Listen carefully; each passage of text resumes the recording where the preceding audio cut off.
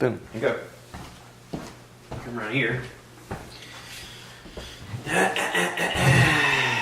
And hit record. And thank you for tuning into the Stuff I Heard podcast. This is your host, Joshua Peak. How's everybody doing? Today just happens to be February the 9th. My buddy Greg Steele is here with me, and Greg and I were able to go see Bert Kreischer last night at Charlotte. He was performing at the Night Theater, and I ended up with some really awesome seats, and Greg was nice enough to come up from Albany, Georgia, which is quite a drive, and we got to enjoy a good show. Yeah, we sure did. How's everybody doing? This is Greg Steele. Glad to be back with Josh, back on the podcast. We're going to work hard to continue to be what I consider to be probably Josh's most boring guest here at the podcast. You're really upselling. Yeah, I know it. I am. I'm really working hard to get everyone hooked here. Yeah. It'll be excellent. We had kind of a late night. Both of us get up early normally for our jobs, and yesterday was sort of a long night. We went to the second showing that Bert had at the Night Theater. It started around, it said 9:30, but I don't think he took the stage really till about 10. Yeah, 10 o'clock. And then we didn't get out of there till, 11:40-ish. Sure. And then we went around the corner, and he said he was going to be at Connolly's Bar, which he actually was. I looked on his Instagram feed, and he's got quite a few things that he posted from 15 hours ago, which I don't even know the math on that. That'd be 3 a.m.? Yeah. We were there, but he was there a lot later than we were. Yeah. We finally left there around 1 something. We were just like, I can't do this anymore. It's just too late. So we missed him hanging out, which I kind of hate. I really wanted to kind of hang out a little bit, and you see a lot that he posts on Instagram on his stories about, hanging out with people at the end of the show, and it's a good opportunity to kind of walk up and say like, hey man, I'm a huge fan, I'm blah, blah, blah. I want to be best buddies. Can we be buddies? Come on. We can be buddies, it'll be fine. It'll be great, So it was a good show, and I appreciate Josh for having me, man, because they were really good seats, like looking straight up ahead, front row, right in front of him. Very funny. It was pretty interesting. I mean, Josh has been talking about him a long time, and he's sent me videos and all these things, but honestly, I've really never seen too much about him. And so, you sent me some videos, before the show, but I didn't really watch them because I kind of wanted to go in without any expectations and very fresh. Knowing he had Netflix specials, you knew that he was going to be funny, and he really was funny. It was a really good show. Yeah. So he did a great job, but he has, his sense of humor is almost like, I don't know, it's almost like he's not a stand-up comedian. He's just kind of there being himself, being really relaxed. He likes to laugh at himself, laugh at his own jokes. I mean, it was great. He did a great job, yeah. There's a lot of that I resonate with, I think, a lot because of the fact that, he became sort of a celebrity when I was in the Marine Corps, stationed out in California. In 1997, he got discovered by Rolling Stone magazine as the #1 party animal. And he talks about the fact that when he got the subscription in the mail, they had a picture of Beck on the cover, and he thought it was him. And he was like, hey, look, I'm on the cover. And he's like, wait, no, that's Beck. I remember that episode. I remember that monthly subscription that I got, and I remember reading the article about him at the time. It was like a 6.5-page article, and I was thinking, golly, this guy sounds like he's out of control, man. This is awesome, but also not my life. Completely opposite. But in a way, I think that's kind of what makes it entertaining. I'm always amazed at people that find different pathways in life and how they somehow seem to succeed out of it, and he is definitely no exception. If anything, he is. He admits that he's one of the luckiest people in the world because of that, and everything that he's had is attributed to that interaction and that experience. And we all have different things that sort of inform our lives and guide us in that path. And he's really taken what's been handed to him and turned it into something great. And I think you and I both have as well. And sometimes that's all you can do. Sometimes you're given just what you're given, and you got to go, all right, enough with this. This is what I want out of life, and I got to figure out how to get there. And you make it happen. And sure, yeah. He definitely did. So good for him. Kind of a guy that was slacking off 6.5 years in college, and just sort of out of the blue, kind of turned what was just him being in his normal, natural self, and propelled that into something. He didn't try to be someone that he wasn't. And he certainly took full advantage of the opportunities that he's had. And I guess from your conversations about listening to his podcast, he's sure learned lessons along the way. Yeah. Like we all have, right? But still, yes, done very well. and certainly ended up in a place where he belonged, or at least that fits his skill set very well. Right? Yeah. Oh yeah. And I went around I kind of dragged Greg around town. I was like, come on, let's go around back and see if we can find the tour bus. I wanted to go find the tour bus. If anybody doesn't know, he had the tour bus wrapped with his Body Shots World Tour, and basically it's the billboard of just his belly with with the dates on it. And on the back of the bus is actually his wife's podcast. It's in like a pink and peach looking checkerboard design with her wife of the party listed on the back, wife OTP. She has her own podcast. Check her out, Leanne Kreischer. I was going to take pictures and be like, hey, I'm here at the bus, but they have a thing in the back that's actually, I guess, an area where they pulled the bus in and were able to close like a corrugated gate door type thing so that you can't really get to it, which I totally understand. I mean, I get that. But they announced that he was going to be at Connolly's, and we motored our way over there, and, it was like an Irish pub, and when we walked in there, and it was very, very packed, almost uncomfortably packed. And I think he kind of planned to be there later on purpose because he knew that people were going to be there and then eventually leave. And I don't know when they showed up. I really don't. And like I said, I hate the fact that we got sleepy and had to leave, but it is what it is. Oh, we don't stay up that late. We don't stay up that late. Not anymore, anyway. No. And he posted pictures of them getting hot dogs, and he may have gone to the same hot dog vendor that you and I got hot dogs from at whatever time it was. 1 in the morning. Yeah. And I've been on this whole keto thing, and I was like, screw it, I'm getting the bread. Give me the bread. I'm eating the bread. The guy toasted the buns. It was like a foot-long hot dog. I was like, yeah, this will be great. Yeah, what is it about like certain foods that after a certain time they get like better, right? They get almost like a religious experience. After 11 p.m., every 30 minutes, hot dogs get 50% better. I mean, that's kind of, the thing with Taco Bell. Taco Bell went with that fourth meal, and back in our younger days when we were out drinking and stuff, you'd be like, oh, Taco Bell's open, let's get a Taco Bell! Even though most of the time you'd be like, really, Taco Bell? But, and like Crystal. Yeah, like Crystal Burger. Oh. Yeah. I'm not sure, I'm really confused. Has anyone ever actually eaten a Crystal prior to 2 o'clock in the morning? Well, yeah, I mean, I used to, but, that was nice, the time I came to visit you and we were getting ready to go home after the bar that y'all played at. Oh, yeah. For those who don't know, Greg is also in a 90s cover band. It's called 95. That's Ninety and the number 5. We're working on getting some social media stuff going with him. They do have a Facebook page. I think it's 95 Albany. Yeah, comes up. That's correct. Yeah. So yeah, go on there. You can see some links. There's people posting videos and photos of them, and we're going to work with Greg a little bit to try and up the social media presence on that to get them some more coverage. But they're doing great. They've been a band now for quite a while. Yeah, 2 years. 2 years. Yeah. And they're starting to. If you're in the Albany area, they're starting to sell it to some bigger venues. He was just telling me about performing at Harvest Moon. Mm-hmm. So yeah, we're playing fairly regularly there, and it's just gotten bigger and bigger.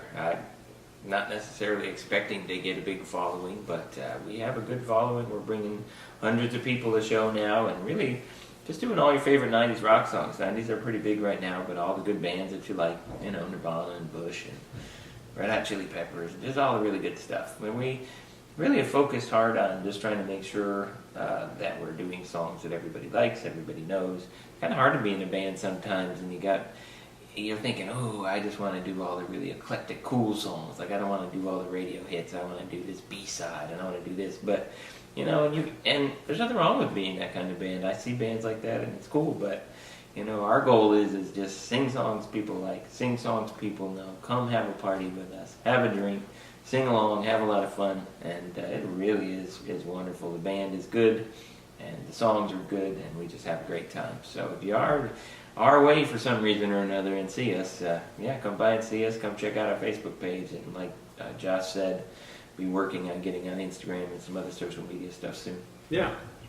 So, one of the things that we talked about during our time together is Greg may be hosting his own podcast. Maybe. We have to get some encouragement or maybe a little bit of direction. But if he does, be aware that I'm going to be talking the shit about that. I'm going to be like, hey, listen, you guys need to check this out. And this may be something right up your alley. 2 ideas. One of them is a financial type podcast or discussion where you were talking about helping out young high school seniors and people in college trying to figure out their student loan situation. Yeah, I mean, I think the point is I guess this comes from the fact that I am a nurse practitioner. I work at a hospital. I work with nursing students. I work with pharmacy students, pharmacy residents, and nurse practitioner students as well. And a lot of times with those student groups, while I'm trying to teach them medical stuff, I'm also at some point in that rotation trying to talk to them a little bit about money and budgeting. And I think it's an important time to talk to them. Most of the time they're just getting ready to graduate from school. They probably are going to just start earning their first paychecks of any substance, and talking to them a little bit about money things and talking to them a little bit about why it's important to think about budgeting and think about things before you get that big paycheck, the first one, so that you're already making good decisions from the start. Because I think that certainly is beneficial. And I like to say, money isn't probably going to make you happy, but if you don't use it right, it can really make you unhappy. Yeah, that's true. Yeah, and but from a podcast standpoint, though, I mean, that might be the basis, but just thinking about talking to two groups specifically, number one, graduating high school seniors, and talking to them about things like how when you go to college they're going to offer you a bunch of credit cards and why it might be an awful idea to sign up for those and max them out before you even graduate. And then, but also talking a little bit about what kind of degree should you seek, if you're going to go to college and you're going to get student loans. I mean, I don't think student loans are necessarily always evil as long as you're going into a field that will get you gainful employment at a salary rate that can pay your student loans back. When we graduated from nurse practitioner school, we were in the graduation with all the other students, and just watching some people, walk across the stage that had $40,000 to $60,000 in debt that got degrees that maybe only promised them, if they got a job, $32,000 a year, and just the struggle of paying that back at that salary range. The question is if you're going to take out the debt, what degree are you going for, and what sort of salary should you expect, and can you pay that back, and should you think about those things before college? And then the second group is also maybe talking to college seniors graduating too, and again, it's coming back to some of the things I talked about with some of the students I work with, and the fact that you're just about to graduate, maybe you're going to get your first paycheck. Why is it an awful idea to go buy a car on a 6-year loan the day you graduate from college? That's an awful idea. But why? When I talk to these students, you'd be surprised at how many of them aren't even aware that when you take out a loan that the interest is front-loaded. And if you get a car on a 6-year note and you keep it for 3 years and trade it in, you haven't even paid any principal really yet. And some of these kind of ideas. So that's one of the things that I'm kind of interested in. I think that could help some folks. Yeah, that's a lot of good information, And, one of the things I like to do here is I like to talk about, things that are positive and things that can help people. And this will definitely help a lot of people.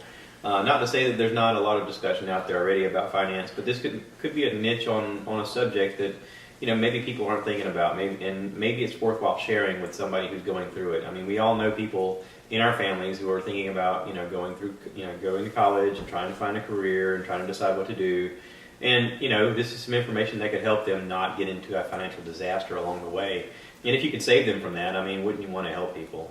So this may be something that, turns into a shareable moment with you guys.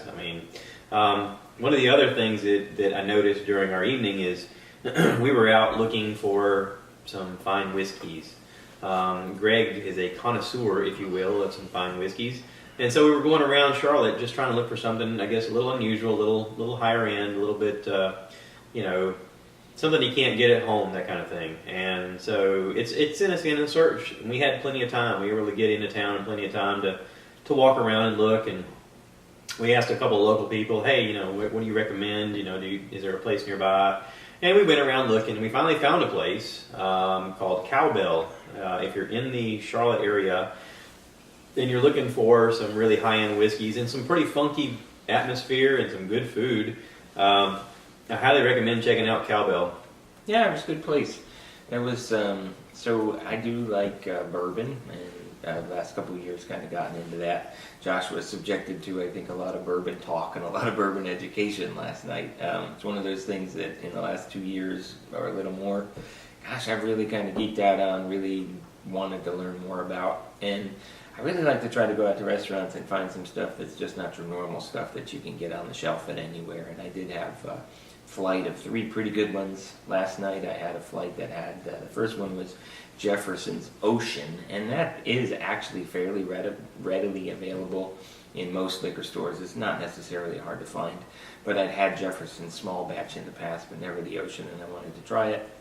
And then I had what they call Wild Turkey Master's Keep, which isn't necessarily easy to find and that people talk good about. And I enjoyed that. It was fairly good. But then I had another one called Booker's, which again, you can find Booker's, but there's a lot of different batches and versions. But I never had any, and I tried that. And that actually was incredibly exceptional. High proof, but very, very tasty. And that was a great one, so I'm glad that I got that. But it's one of the things that I could do. I certainly could do a podcast about that. It's something I know a lot of information about. But it's sort of maybe a saturated market. There are quite a few bourbon podcasts out there.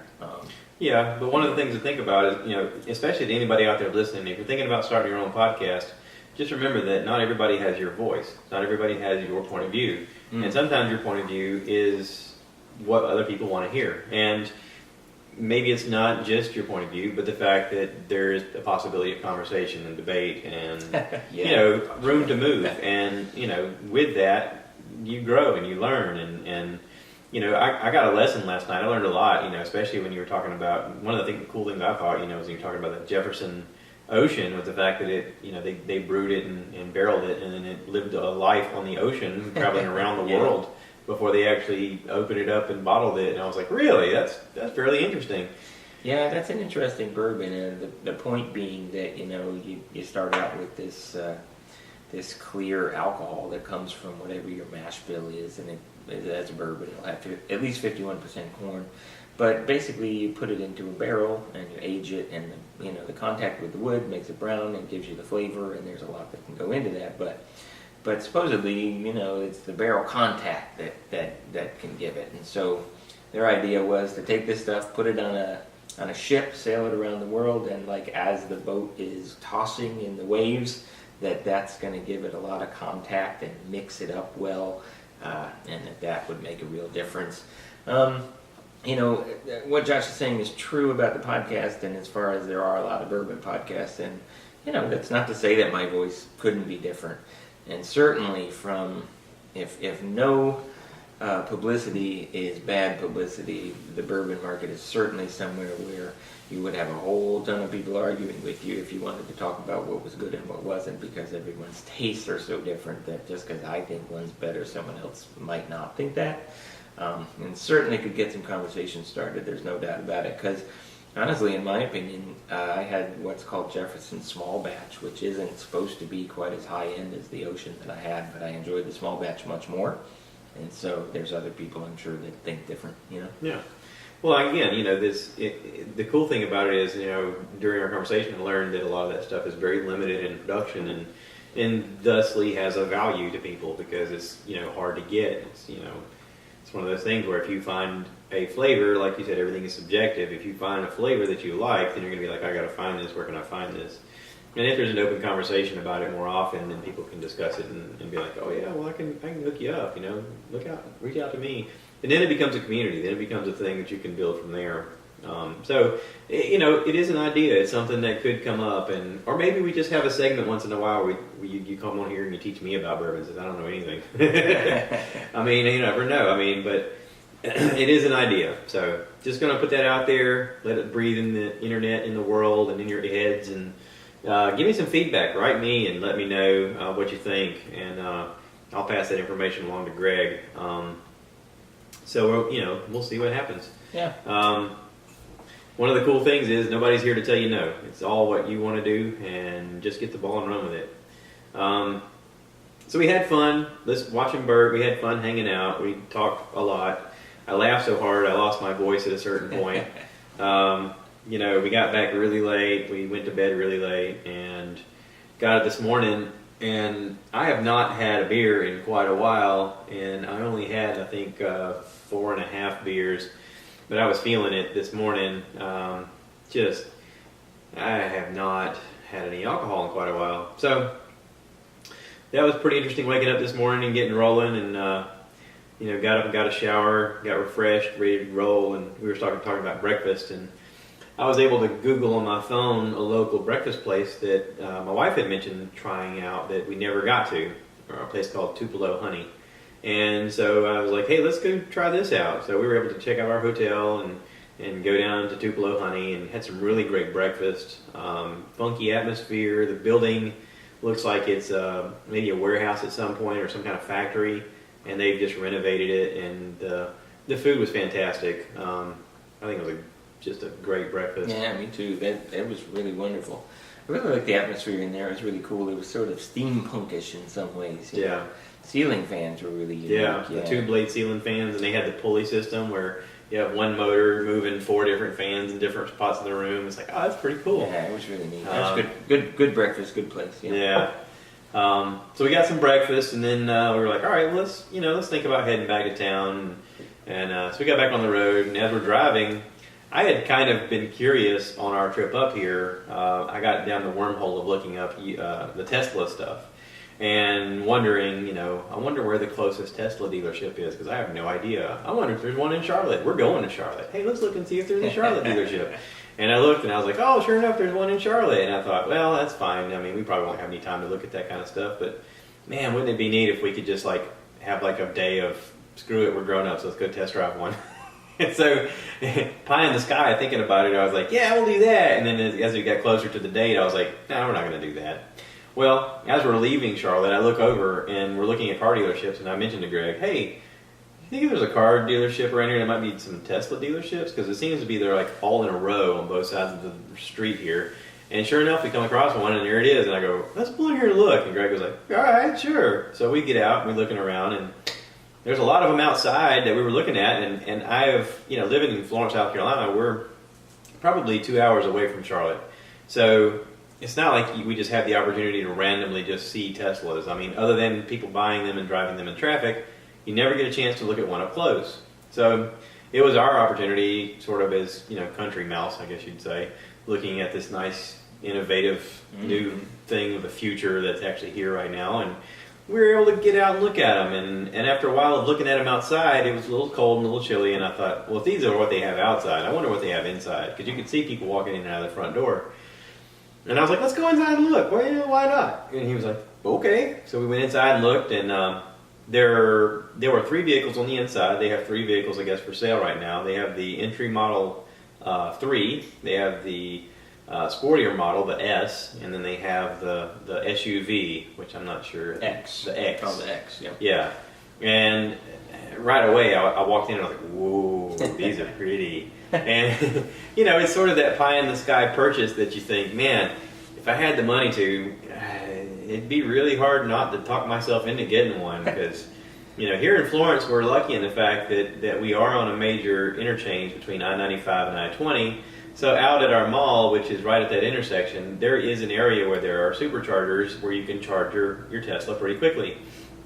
The guy told me in about 15 minutes you can charge your Tesla to get about 170 miles out of it.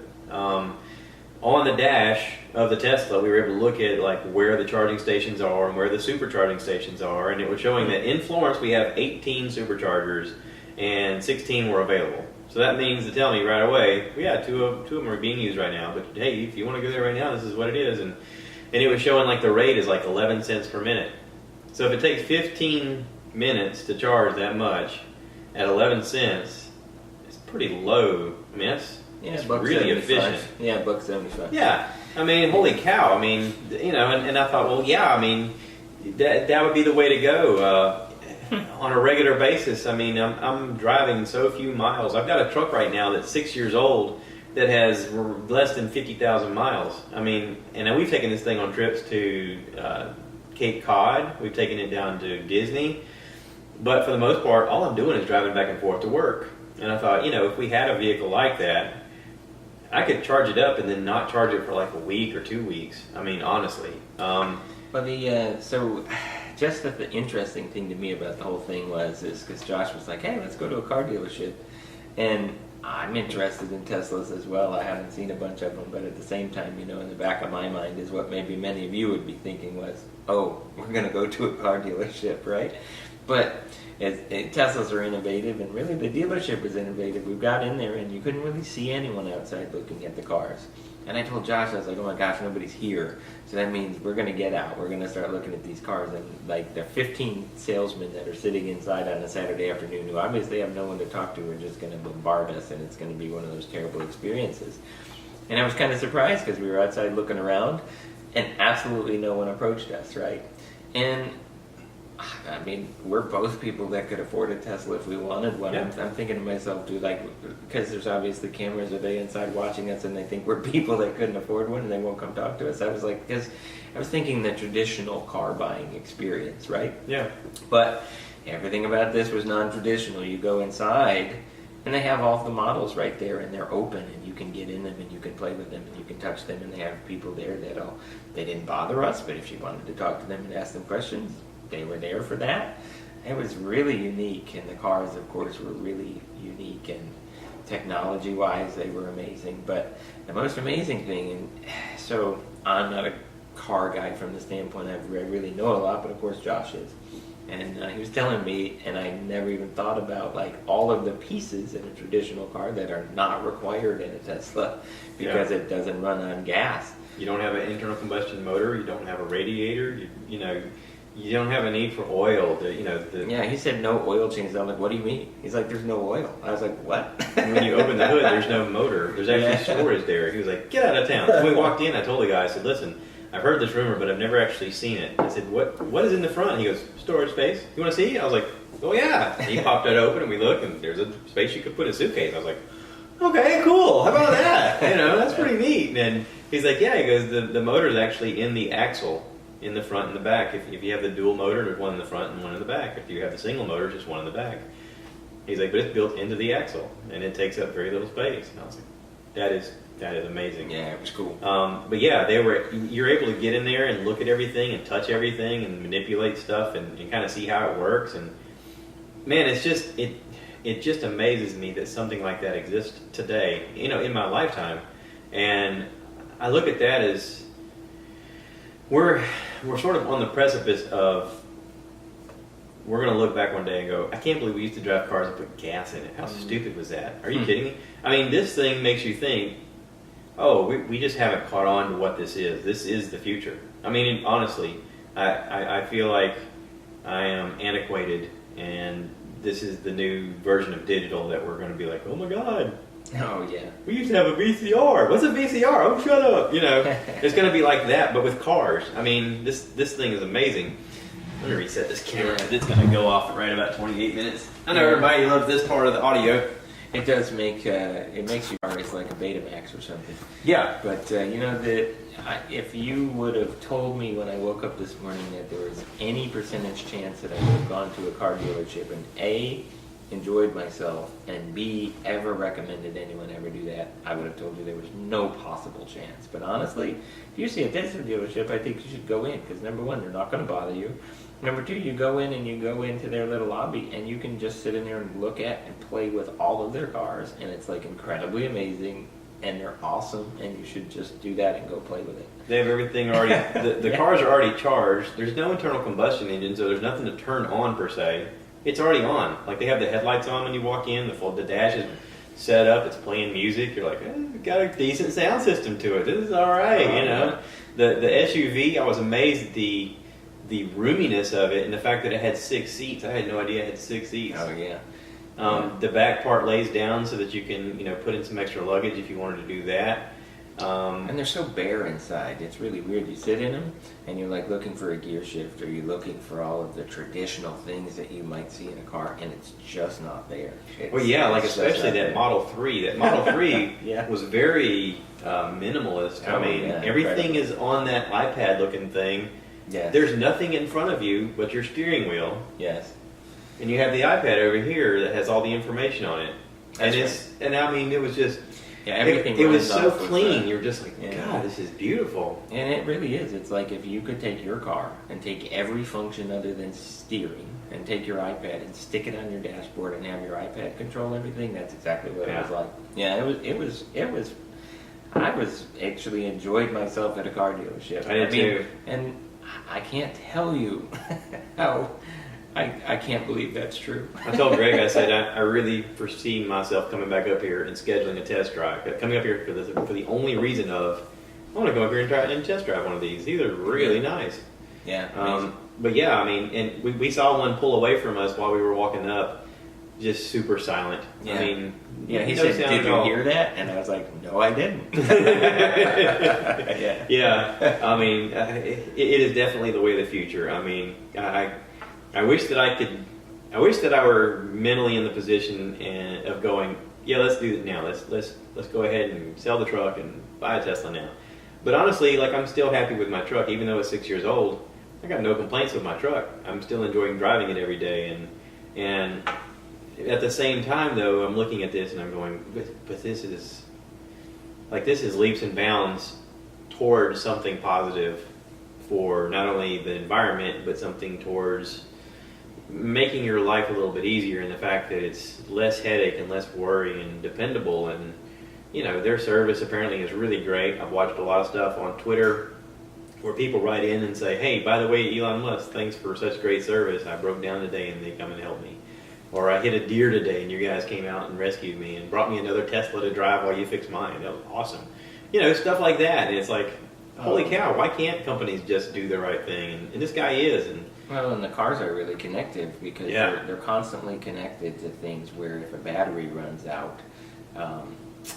So there is one of the physicians at the hospital I work who has one of the Model X's. And he basically says, like, if you're driving along and one of your battery cells runs out, that basically someone from the Tesla dealership, they know it, and they'll come pick it up and take it and fix it and then bring it back and bring you a loaner if they have to or whatever. And if you're broken down somewhere, Tesla knows you're broken down somewhere. The car tells them that it's currently not working, and they will come get you. I think it's just a short amount of time before they realize that they can also have solar panels available on your car that you're driving, so that as you're parked in some parking garage or, you know, Charging the batteries. it's already charging. Exactly. Or while you're driving down the road, it's already charging while you're out there. I mean, and we sat in the S, and both of us agreed that the 3 was actually nicer than the S, which the S is supposed to be a little more fancy, but. Well, I think the S was fancier. I mean, it was wood green. It had the sunroof thing that opened up. The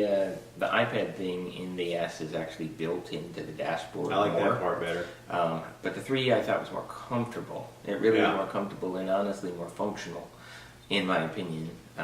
But, you know, the S was a beautiful car. They all were beautiful, but the S was more beautiful, but I thought the 3 was more functional. Yeah.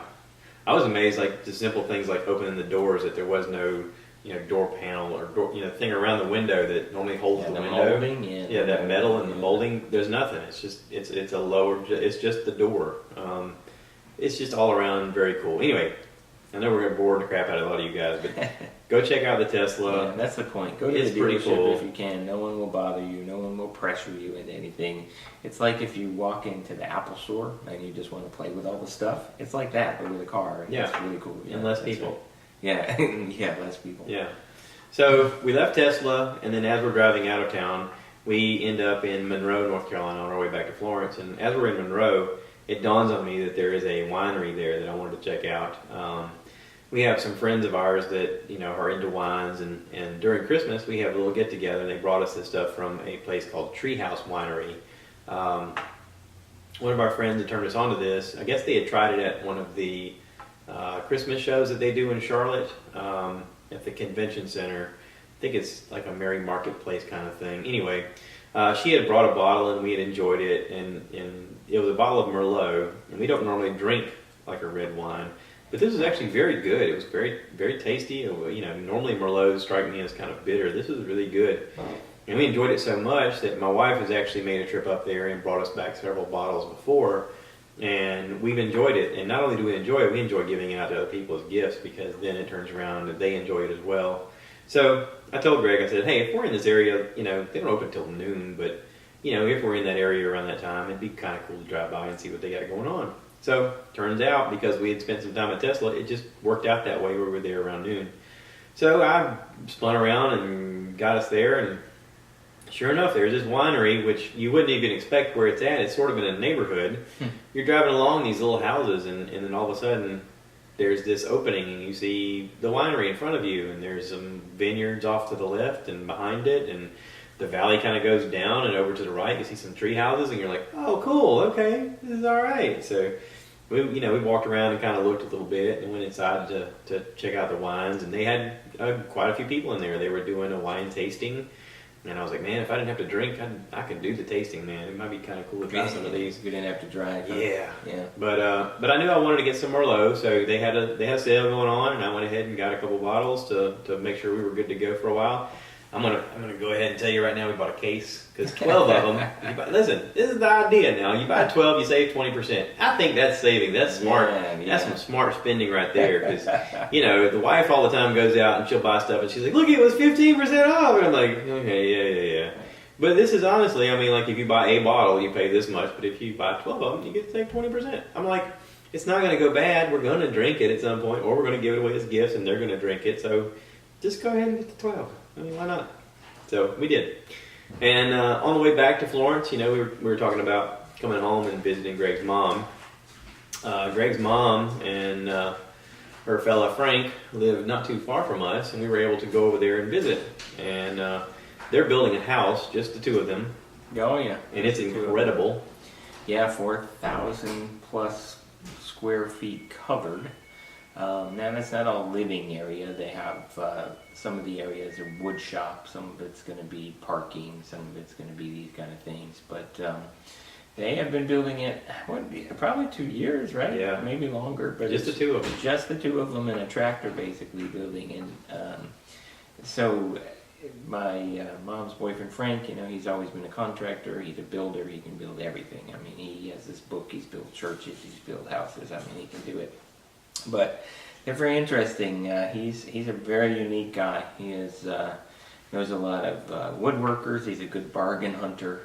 But the wood in the house, it's not. I mean, the house itself is amazing considering two people are building it. But the woodwork in the house, I mean, the wood beams that he's gotten, and he has all of this cedar wood, and my mother, walnut, all of these very beautiful woods. And my mother is getting adept now at woodworking, at staining, and just doing all these things. And they're making furniture, and I mean, they're just having a really good time. It's what they like doing, and they're really enjoying it. But every time I go, and the progress they made, and you think about it, just two people. They're doing all of it. They've wired it now. They've got insulation in. They have drywall up. I mean, it's just amazing. Yeah, it's really cool. I'm totally impressed every time we go to visit. And while we were there, Greg talked about this a little bit. Greg's mom had refinished some wood, some cedar wood that she had planed, and put some polyurethane on it, clear coat, and it looked great. I was just like, wow. And all of a sudden, my brain just started going crazy with ideas of, what if I weren't doing this podcast at my kitchen table, taking up all this space? What if I actually, built a podcast type studio? And I've talked to my wife a little bit about it. So, in the future, we may be moving this into a spare bedroom that we have. And, I kind of need to have something to put all this on instead of just building something out of some scrap wood.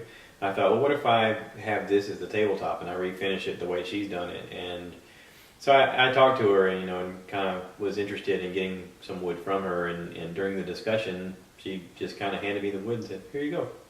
So I can't even thank her enough. Thank you so much. I'm going to make this happen, and I would love to have you on the podcast at some point and talk more about this kind of stuff. That would be actually really cool to have them on the podcast. That would be a cool. I think your mom would be a fascinating conversation for a lot of reasons. Yeah. My mom is a pretty interesting lady. She's done a lot of things. And she's never been one to not say how she feels. So it would be interesting, I think. Well, my mother, she had always had the dream. When I was in middle school, after she retired or whatever, she wanted to go on the road, and they did. She sold everything and got RV and was on the road for about 2.5 years. I didn't see her for, I think, a year. And the only reason I saw her a year in was because we ended up flying out to Washington State, and we saw them out there when we went on vacation.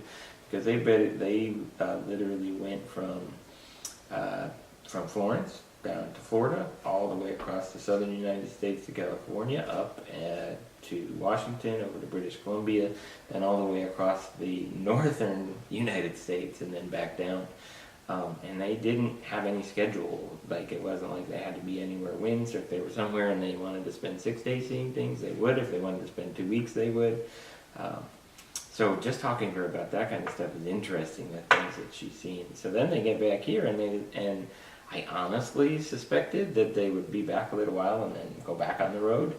But she always surprises me, right? So then all of a sudden they buy land in Darlington, South Carolina, and they want to build this house. And I'm like, oh, cool, you're going to build a house. Yeah, what are you going to do? And they're like, oh, we're building it ourselves. And I'm like, what? Yeah. But they did. They've done it. They've done it all themselves. Yeah, it's truly incredible. I'm impressed. You know, it sort of leans itself towards the idea of the same conversation she and I had once before, where she said, if you don't like what you're doing in life, you can change direction at any moment. You can do whatever you want. No one's stopping you. That's right. And it's that mentality that's, you know, kind of helped inform me anytime I've ever had a change in my life where I thought, what now? And I thought, well, what I do now is I put one foot in front of the other. That's what you do. Yeah, my mom, my mom's abiding philosophies are basically like, if you want something, go get it. Yeah. Right? And the way that you go get it is that you do the work that's required to go get it. And if you do, you'll succeed. And, you know, of course, that's, I guess, where I'm at today. I mean, if I've accomplished anything, it's because of those principles. They work. Yep. Right? Yep. Yeah. So, anyway, we figure we've been boring you guys long enough. It's about 42 minutes now. But I want to thank everybody for listening and thank Greg for being here. And it's always good to hang out with him. And of course, you know, this is not going to be the end of this conversation, because we're going to be back and he's going to be back. And we're going to keep doing this kind of stuff because I think it's fun. So if anybody's digging this and you want to hear more, just let us know. We're going to be hanging out for a little bit, and we're going to leave you guys. So y'all take care. Thanks for watching, listening, all that fun stuff. See you guys. Have a good one. Rate, subscribe, review, share, all that fun stuff. Okay? Bye now. Let me hit stop on here. Now hit stop on here. This is why you watch the video. For all the craziness, okay?